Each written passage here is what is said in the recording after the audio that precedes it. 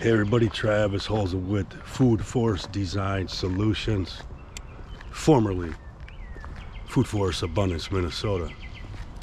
But I'm out at Cedar Grove Farms in Stillwater, Lake Elmo area, and actually let me show you.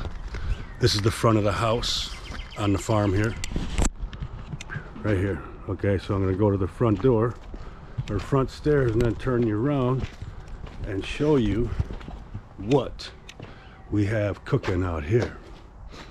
All right, now there's going to be some stuff planted here in the front yard, possibly an herb spiral right here, right in the middle of the front yard. It'll be a brick herb spiral, which will not only be a nice lawn ornament, a nice piece of art, but it's right outside the front door where you can come and get all your herbs for all your cooking.